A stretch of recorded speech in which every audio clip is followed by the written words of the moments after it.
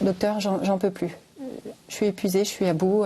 Cette phrase, le docteur Caroline Comble l'entend chaque jour dans son bureau.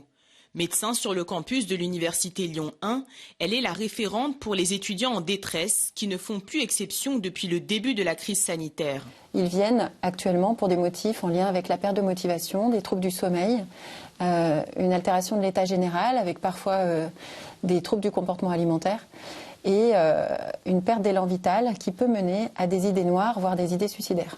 Un sombre tableau qui reflète pourtant la réalité. 2 tentatives de suicide d'étudiants ont eu lieu en moins d'une semaine à Lyon. Confinement, déconfinement, angoisse, isolement.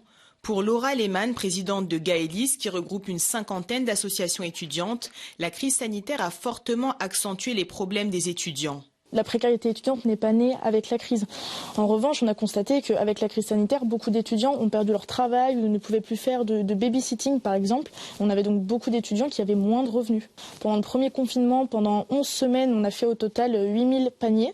Et puis on a recommencé donc au mois de septembre et au mois de novembre. Et depuis, on est à 1000 paniers par semaine distribués aux étudiants.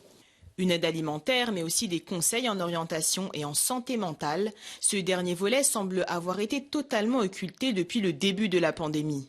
Là, ça va faire 1 an que tout le monde suit ses cours derrière un ordinateur en distanciel. Il y a beaucoup d'étudiants qui sont seuls, qui sont isolés, qui n'ont plus forcément de lien avec leur famille, avec leurs proches. Et en fait, ça s'accumule quand on a l'isolement, de l'anxiété, quand on va décrocher de ses études. Les facteurs s'accumulent et oui, c'est des situations des fois dramatiques parce qu'on a besoin, c'est des situations de détresse et les étudiants ont besoin d'aide. Pour le docteur Caroline Comble, la situation des étudiants a été négligée et ils ont même parfois été stigmatisés, accusés d'avoir contribué à la propagation du virus en se retrouvant illégalement pendant le confinement.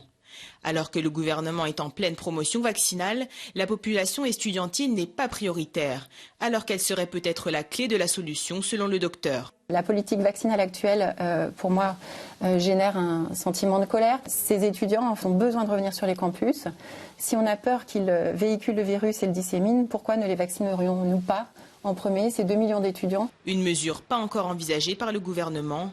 En attendant, 80 psychologues sont toujours attendus dans les universités françaises pour les 2,7 millions d'étudiants, après les annonces du gouvernement effectuées début décembre. Et actuellement à Lyon, il n'y a par exemple qu'une seule psychologue pour 30 000 étudiants.